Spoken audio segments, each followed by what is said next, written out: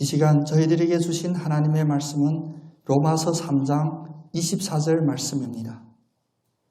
그리스도 예수 안에 있는 속량으로 말미암아 하나님의 은혜로 값없이 의롭다 하심을 얻은 자 되었느니라. 아멘. 오직 믿음으로 살리라. 우리 모두의 신앙 고백이 되기를 원합니다. 우리 옆에 계신 분 이렇게 축복 한번 하겠습니다. 당신은 공짜로 복을 받았습니다. 아멘.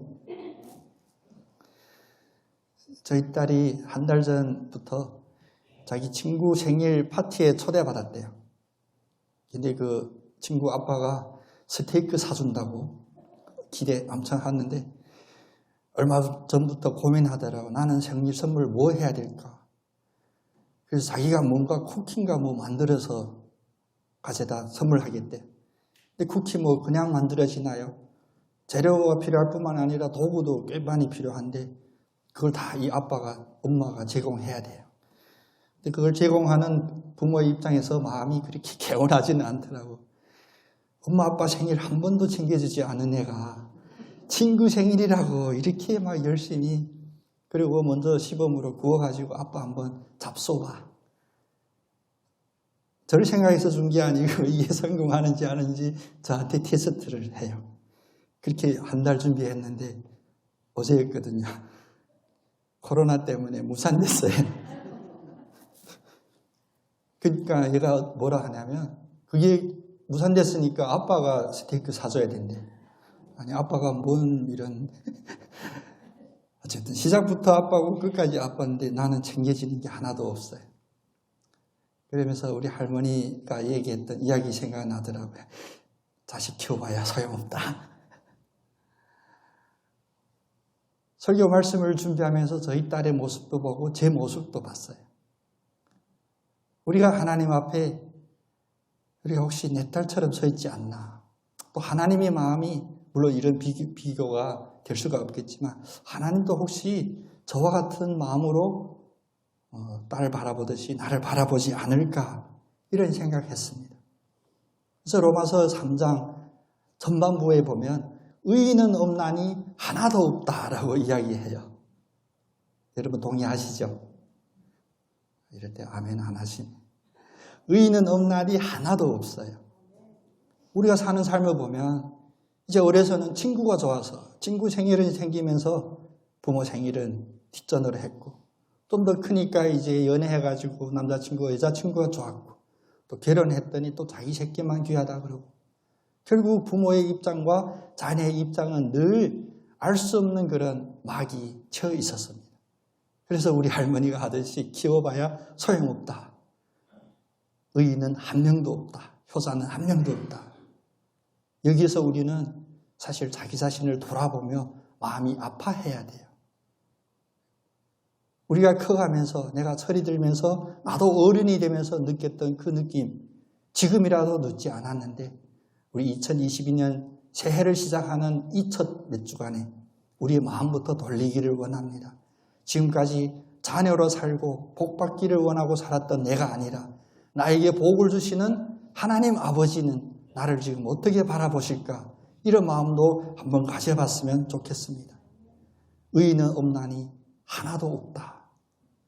근데 이 말씀이 우리에게 단지 정죄하고 너 잘못했으니 무릎 꿇어라 이런 강압적인 이야기 아님을 우리는 압니다. 왜냐하면 오늘 3장 21절에 보면 매우 중요한 말씀이죠.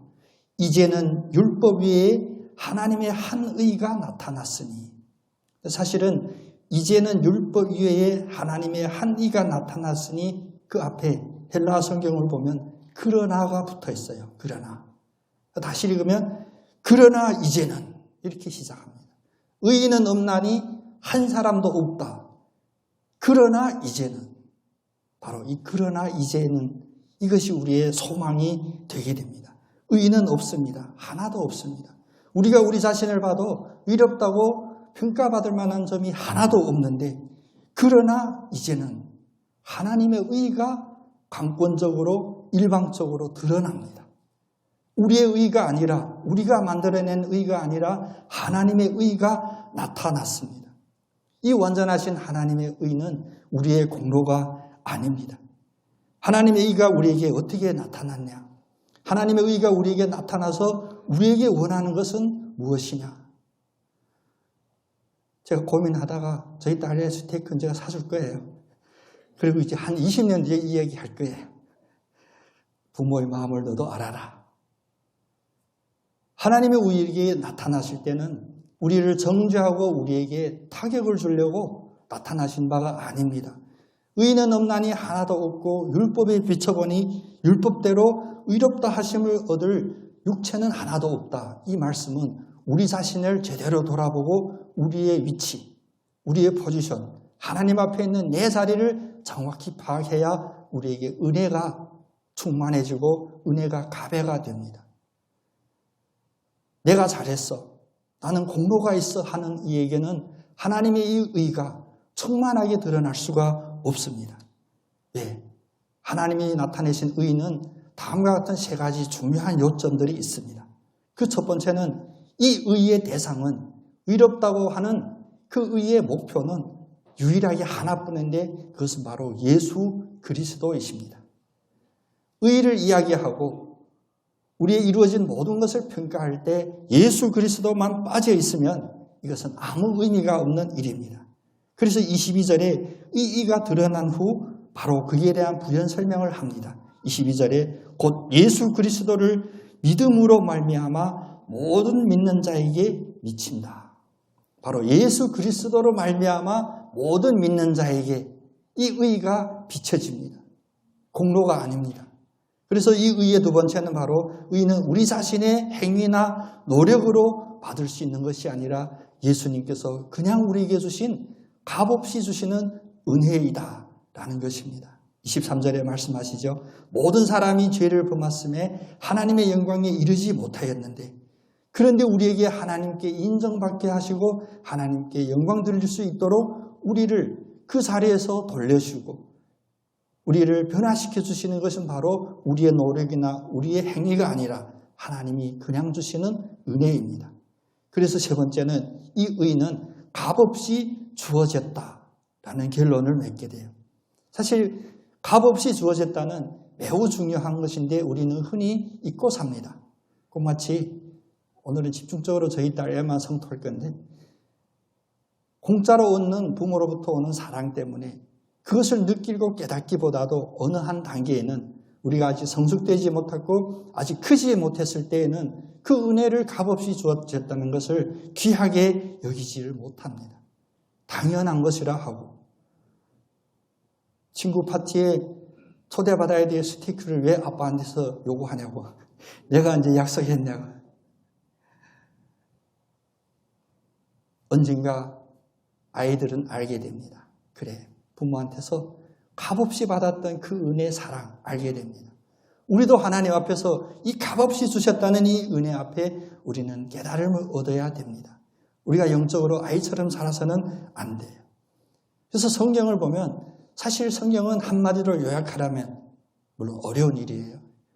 그런데 이 시간 우리가 성경이 한마디로 요약한다면 이 한마디는 꼭 붙잡았으면 좋겠습니다.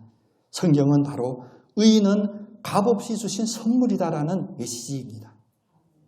우리 한번 같이 고백하면서 마음판에 새기기를 원합니다. 의인은 값없이 주신 은혜입니다.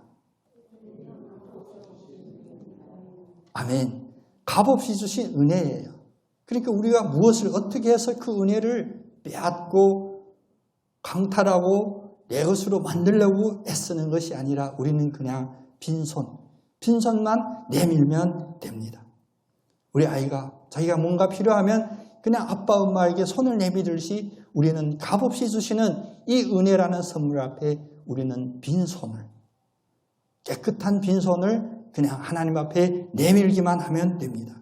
이것이 매우 중요한 문제입니다. 혹시 신앙생활 때문에 믿음생활 때문에 부담을 느끼시고 마음에 답답함을 느끼신 그런 생각들이 있다면 절대 주님이 주신 생각이 아니므로 이 시간 다 깨뜨리시는 은혜가 있기를 원합니다. 은혜는 값없이 주신 선물입니다. 우리는 그냥 빈손을 내밀고 받기만 하면 됩니다. 은혜가 값없이 주시는 선물이람을 우리가 깨닫게 된다면 우리는 우리의 삶에, 우리의 신앙생활에 더 구체적으로 나갈 수 있는 지혜도 또 하나님 앞에 나가는 그 바른 길도 얻게 됩니다. 우리가 예수 그리스도를 믿으면 우리가 지식적으로 믿고 우리가 도덕적으로 평가해서 믿을 만한 성인이다 해서 믿게 되는 것이 아닙니다. 우리가 예수 그리스도를 믿으면 십자가에서 보여주신 주님의 이 값없이 주신 은혜 때문에 우리는 믿음으로 나가게 됩니다. 예수님이 왜 십자가에서 못 박히시고 마지막 피 한 방울, 물 한 방울까지 다 쏟으셨냐? 이 문제의 원인은 예수님 자체에 있는 것이 아니라 바로 바라보고 있고 방관하고 있고 심지어 조롱하고 침뱉고 있는 우리들에게 있습니다. 십자가에서 이루신 이 은혜 때문에 우리가 깨달아야 될 것은 바로 이 은혜는 값없이 우리에게 주어지셨구나. 그냥 값없이 우리에게 주어졌을 뿐만 아니라 주님이 대신 고통까지 받으시고 사망까지 받으셨구나. 여기까지 우리가 깨달아야 됩니다. 그런데 밑에서 십자가를 바라보는 우리들은 무엇을 해야 되냐? 단지 믿음으로 바라보기만 하면 됩니다. 그게 바로 22절의 말씀이에요. 모든 믿는 자는 그러나 예수 그리스도가 나의 주인이십니다. 하나님이 하나님이십니다라는 이 고백을 믿는 자에게 이 모든 것들이 주어진다는 거예요. 더 중요하게는 차별이 없이 주어진다는 것입니다. 유대인이나 헬라인이나 할례자나 무할례자나 믿는 자에게는 무릇 믿는 자에게는 이 은혜가 다 똑같이 값없이 주어집니다. 그래서 19세기 말 20세기 초에 우리 기독교에 큰 영향을 미쳤던 유명한 목사님이죠. 마르틴 존스 목사님은 이렇게 요약한 적이 있습니다. 믿음은 믿음이 있는 사람이 더 이상 자신을 바라보거나 자신을 기대하지 않는 것이다. 믿음이란 무엇이냐?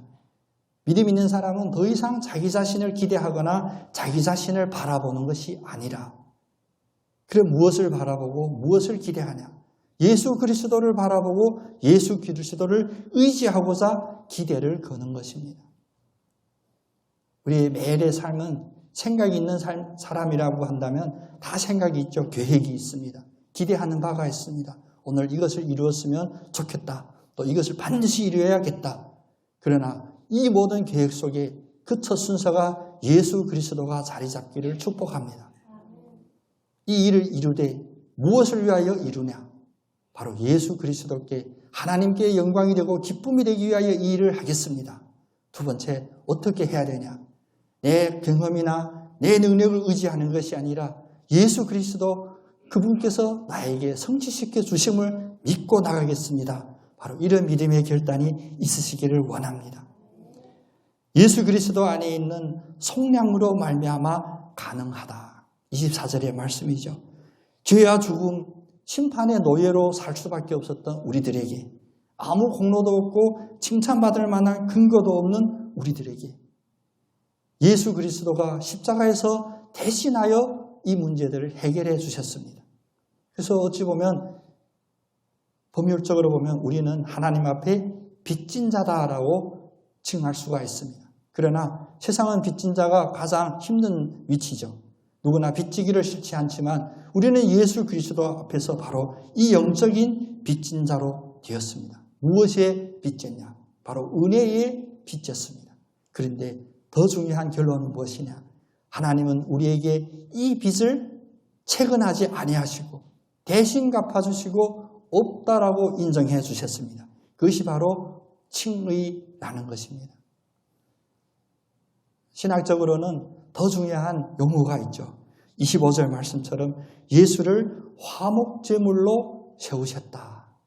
화목하려고 하면 원수된 자들끼리 화목하려면 화목제물을 드려야 되는데 그 제물로 예수님이 드려졌다는 것입니다.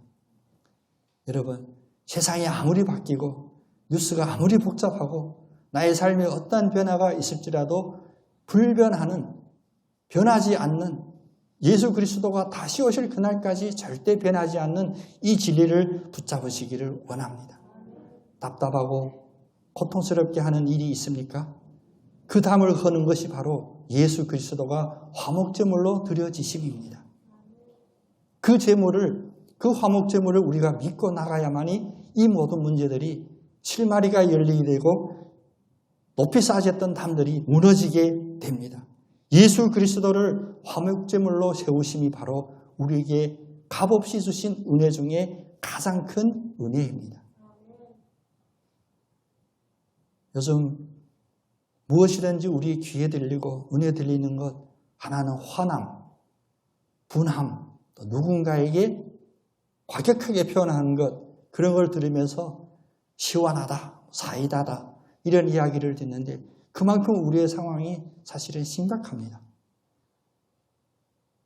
사는 환경도 심각하다고 생각할 수 있지만 더 중요하게는 우리의 생각들이 심각합니다. 그런데 이 심각한 원인 중에 가장 중요한 원인은 무엇이냐? 모든 것이 다 나 중심으로, 내가 우주의 중심이 되어 있기 때문입니다. 나의 판단대로, 나의 계획대로, 나의 소원대로 모든 것을 평가하고 그것을 바라보니 우리에게 시원하게 이루어지는 일들이 없다라고 느낄 텐데, 예수님이 십자가에 달리셨던 역사적으로는 2000년 전 그 상황이나 오늘 상황이나 그 문제의 본질은 바뀌지를 않았습니다. 우리는 우리의 지식으로 하나님을 바라봐야 될 나의 눈을 가렸고, 우리는 우리의 경험으로 하나님을 의지해야 될 이 믿음의 의지를 덮었습니다. 결국은 무엇이냐? 자기 자신을 믿는다는 아무것도 믿지 않는다는 것입니다. 그런데 이 마음의 공허함을 아무것도 믿지 않고 아무것도 다 허무한 것임을 무엇으로 감추냐? 우리는 얄팍한 우리의 자랑거리로 감추려고 합니다. 27절에 보면 자랑할 때가 있을 수 없느니라 라고 하시죠. 이 복음은, 성경의 말씀은 우리들에게 그래, 우리의 문제의 전곡을 바로 찔러줬구나. 성경 말씀처럼 날카로운 양면의 날이선 칼처럼 우리의 문제점을 쪼개고 그것을 드러나게 하시는 것이 바로 성경 말씀입니다. 여러분, 자랑거리가 있으신가요? 자랑이라는 이 용어는 사실 이 성경의 배경으로 본다면 군사적인 용어예요. 무엇이 자랑이냐? 전쟁에 나갔을 때 나는 상대방보다 더 힘이 많다. 나는 능력이 더 크다. 나는 이길 수 있다. 이것을 높이 선포하는 것을 자랑이라고 해요.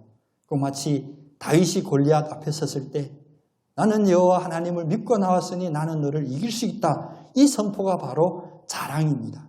성경 용어의 자랑이란 바로 이러한 자랑이에요. 그런데 오늘 성경 말씀을 보면 하나님은 너희들에게 자랑할 것이 없다. 그 앞에 더 중요한 말씀이 있는데 복음 앞에서는 자랑할 것이 아무것도 없다라고 우리를 이야기해요. 우리가 살아가는데 그나마 이 자랑거리로 그것이 실상인지 아니면 거짓된 것인지 그 자랑으로 하루하루 연명해 사는데 자랑할 것이 없다면 우리를 무너지라고요? 그렇습니다. 헛된 자랑 앞에 우리는 무너져야 됩니다. 우리가 이 세상에 향하여 나는 너희들이 이길 수 있다라고 자랑할 수 있는 근거가 어디에 있습니까? 예수 그리스도 이 복음만 빼면 우리는 이 근거가 없습니다. 그럼에도 불구하고 나는 자랑하고 있어요. 결국 누구냐?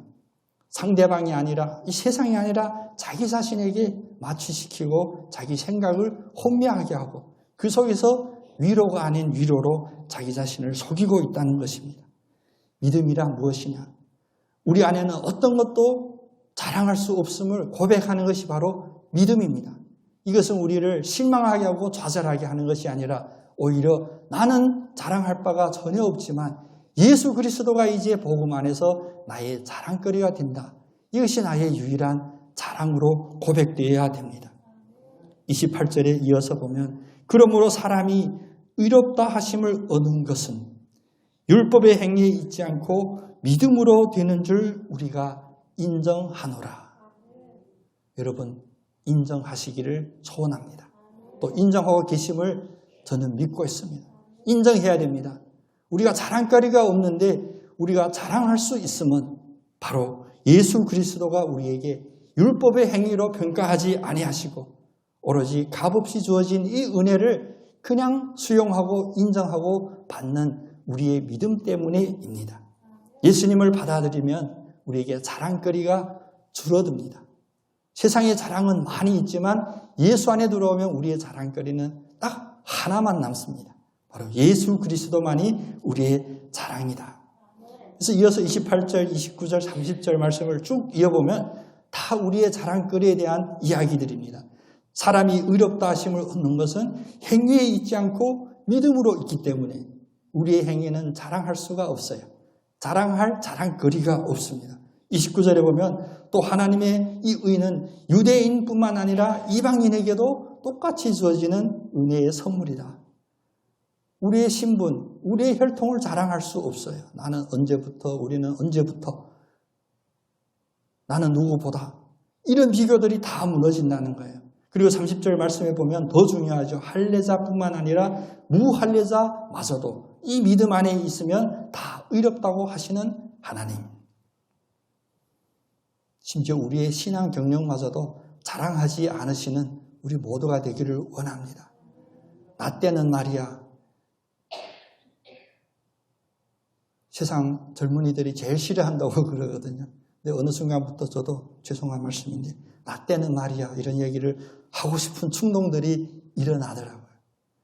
우리의 입술에서 사라지는 축복이 있기를 원합니다. 지나간 나의 경험으로 오늘의 나를 지탱하는 이 얄팍한 자랑거리 무너지기를 원합니다. 그리고 오직 외치셔야 됩니다. 내게 자랑거리가 있다면 오직 예수 그리스도의 십자가 외에는 결코 자랑거리가 없느니라. 찔러봐도 예수 그리스도 십자가, 누가 불러도 예수 그리스도 은혜, 값없이 샘처럼 끊임없이 솟아나는 이 은혜가 우리에게 열려야 됩니다. 지금까지 녹슬어 있고 심지어 우리 자신이 밸브를 잠갔던 이 은혜의 통로를 이제 2022년에 열으셔야 됩니다. 우리에게 지금 가장 눈앞에 당장 어렵게 다가온 문제들, 예수님의 권능 안에서는 우리가 상상 못할 기묘한 방법으로 순식간에 종결시킬 수도 있습니다. 우리는 이 믿음으로 나아가야 돼요. 그런데 이 믿음으로 나아갈 수 있는 가장 큰 장막이 무엇이었냐? 지금까지 나의 심리를 나의 자랑거리로 위로했던 이 얄팍한 것이 막고 있었습니다. 깨뜨리시는 우리에게 축복으로 다가올 줄로 믿습니다. 이 자랑거리가 사라지지 않으면 사실 우리의 믿음 생활뿐만 아니라 우리의 인간관계에 있어서도 사회생활에 있어서도 심각한 문제들이 일어나요. 나의 자랑거리가 남한테 상처를 안 준다고요? 우리의 얄팍한 자랑거리가 다른 사람에게 상처를 주고 다른 사람 마음에 불쾌감을 주고 심지어는 그 마음에 우리에 향한 적대감마저도 불러준다는 사실 우리가 깨달아야 됩니다. 잘못된 자랑거리는 첫 번째는 사람들을 서로 분열하게 만들어요. 왜냐? 나의 자랑거리가 상대방의 자랑거리와 똑같은 자랑거리가 아니면 서로 갈라지게 됩니다.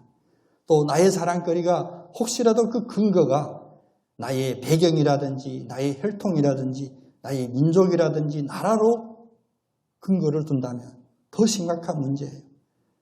인류 문명사의 기록은 전쟁의 기록이라고 볼 수도 있습니다. 근데 그 기록이 다 무엇이냐?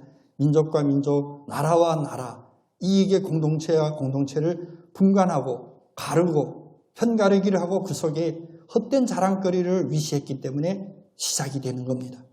두 번째는 자랑거리가 듣는 상대방에게 불쾌감을 준다는 사실을 우리가 늘 인정해야 됩니다.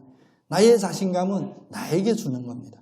근데 자랑거리는 상대방에게 자신감이나 격려보다도 불쾌감을 준다는 것을 우리가 기억했으면 좋겠습니다. 가장 중요하게는 자랑을 많이 하는 심령, 자랑을 많이 하는 심리는 어떤 심리냐? 가장 불안한 심리입니다. 혹시라도 누군가가 자기 자랑을 많이 하게 된다면 우리가 값없이 은혜 받은 우리가 그 심령을 품어주시는 그런 사랑의 힘도 회복되기를 원합니다. 왜? 불안하니까 자랑하는구나 우리는 알아야 돼요. 반면에 은혜를 값없이 선물로 얻었다, 선물로 받았다라는 이 믿음으로 서 있는 믿음의 성도들은 어떤 자랑거리가 있냐? 자랑거리가 줄어들고 오히려 믿음이 나에게 선물로 그냥 주셨다. 그래서 감사다. 이 고백으로 가득 차게 됩니다. 요즘 사람들은 잘 놀래지도 않지만 이것이 바로 복음이 말하는 참 놀라운 은혜예요. 이 세상에 공짜는 없다라고 하죠. 누군가가 베풀면 오히려 경계하는, 우리는 이렇게 힘들고 어려운 세상에 살고 있어요. 그런데 예수 그리스도의 이 복음의 은혜는 철저하게 100% 순수하게 우리에게 공짜로 값없이 주신 은혜입니다. 이것이 바로 우리에게 놀라운 일이 됩니다. 더욱 놀라운 일은 우리에게 거울이 되기를 원합니다. 이 은혜가 내 마음에 진정으로 자리 잡고 있다면 내 마음에 두려움이 없어지고 확신이 있게 되고 나의 얼굴에 수심, 근심, 걱정이 사라지고 기쁨이, 웃음이 드러나게 된다는 겁니다. 물론 우리는 지금 100% 할 수가 없어요. 우리는 날마다 믿음으로 성장해 가는데 우리의 얼굴에 기쁨의 미소가 점점 더 많아지고 우리의 입술에 감사가 점점 더 많이 고백되는 그런 과정 속에 우리 다 함께 걸어가기를 원합니다. 우리에게 사랑이 필요하다라고 하죠. 교회가 세상에서 질타받는 원인 중에 하나가 교회가 사랑이 없다라고 이야기들을 우리가 듣게 돼요. 근데 그게 본질이 아닙니다. 우리의 사랑이 자랑거리도 될 수 있다는 이 위험성 앞에 우리에게 가장 먼저 필요한 것은 우리 얼굴에 띄어져 있는 미소, 우리 입술에 부드럽게 고백이 되는 모든 것 감사, 모든 것 감사합니다. 감사합니다는 이런 부드러운 언어로부터 시작이 됩니다. 그러므로 세상의 자랑거리가 아닌 예수 그리스도의 이 복음을 마음에 갖게 되면 우리는 모든 부정적인 것으로부터 자유하게 됩니다. 현대인의 모든 불안은 바로 이 부정이라고 하는 기반 위에 세워지게 되거든요. 그런데 나는 값없이 은혜로 이 믿음을 선물로 받았다. 이 믿음의 확신이 서게 되면 우리는 모든 나쁜 소식, 부정적인 평가, 부정적인 뉴스, 심지어 누가 봐도 심각하다고 느끼는 그런 문제 속에서도 우리는 자유롭게 됩니다. 어디로부터? 불안함으로부터 자유롭게 되고 부정으로부터 자유롭게 되고. 제가 중보하는 저희 교우위에도 제가 중보하는 식구들이 있거든요. 육신의 아픔 때문에. 작년에 제가 여러분 앞에서도 고백드렸습니다. 제가 작년에 가장 힘있게 들었던 믿음의 고백이 무엇이냐. 항암 중에 병원에서 몇 번 쫓겨났어요. 이제 그만 안 된다. 뭐 3개월이다, 2개월이다. 뭐 4기였다, 또 3기였고. 얼마나 그 심령이 막 찢어지겠어요. 확정적이 아니고. 근데 그 여동생이 고백하기를, 오빠, 나 이제 죽어도 죽은 게 아니에요. 그 고백이 나에게 가장 힘이 됐습니다. 이제 코로나는 우리에게 코로나가 안 되기를 원합니다. 여러분이 지금 가지고 있는 다양한 근심, 걱정들이 더 이상 근심, 걱정이 아니 되기를 원합니다. 이것이 바로 믿음 안에서 부정적인 생각에서 해방받는 축복입니다. 이제 근심으로부터 우리가 해방받게 되면, 풀리게 되면 우리에게 어떤 것이 이루어지냐? 바로 성장입니다. 믿음으로 믿음에 이르는, 이것이 주님의 약속이잖아요. 거저 받은 이 선물이 그냥 고이 찬장에 모셔두는 선물이 아니라 우리의 호흡이 되고 우리의 맥박이 되어서 우리의 삶이 되는 거예요. 오늘의 이 작은 믿음이 30배, 60배, 100배 열매로 성장하는 이 축복이 바로 이 자유 속에서 이루어진다는 것입니다. 로마서 8장 32절, 이제 건너뛰어서 32절까지 갔습니다. 32절에 무엇이라고 말씀하시냐. 자기 아들을 아끼지 아니하시고 우리 모든 사람을 위하여 내어주신 하나님이 어찌 그 아들과 함께 모든 것을 우리에게 주시지 아니하시겠느냐. 자기 아들까지도, 독생자 아들마저도 우리에게 내어주신 그 하나님 아버지가 우리에게 무엇이든지 안 주시겠냐. 모든 것을 우리에게 주신다는 약속입니다. 이 값없이 주시는 이 은혜, 이 약속의 말씀을 붙잡으시기를 바랍니다. 우리는 문제 분석에 너무나 발달되어 있어요. 우리는 경험이 너무나 많이 있습니다. 견식이 너무나 많아요. 문제를 보면 분석을 잘해요. 근데 우리 사회의 모든, 저에게도 마찬가지입니다. 여러분에게도 마찬가지인데 지금 이 사회나 우리의 세상에서 필요한 것은 문제의 분석이 아니에요. 해결책입니다. 제시하라. 비판은 누가 못합니까? 저도 보는 것마다 다 비판할 수 있어요. 그것이 우리에게 필요한 것이 아니라 우리에게는 무엇이냐? 바로 여기에 대한 문제의 해결을 제시해 줘야 되는데 오늘 로마서 8장 32절 이 말씀이 우리의 문제의 해결의 키가 되기를 원합니다. 모든 것을 아끼지 아니하고 다 주시는 그 하나님이 우리의 이 모든 것을 해결해 주지 아니하시겠느냐. 반문의 이런 형식으로 우리에게 확신을 주게 됩니다. 우리에게 있는 근심 걱정 다 주님 손에 맡깁시다. 그걸 보관하고 있으면 좋은 일이 없거든요.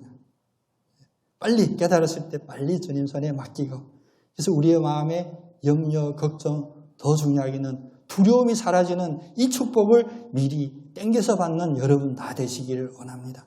이 선물을 받으려면 내 두 손에 무엇인가 쥐어져 있으면 받을 수가 없습니다. 빈손으로. 근데 이 손은 어떤 손이어야 되냐? 깨끗한 빈손으로. 주님 앞에 이 값없이 주시는 은혜 앞에 내밀기를 원합니다. 그래서 이것은 단지 은혜의 선물로만 아니라 이 은혜를 선물로 받은 우리에게 능력이 드러나서 믿음에 이르는 그 축복의 삶으로 우리가 간증되기를 원합니다. 이제 시작했으니 그 아름다운 열매들 우리가 기대합시다.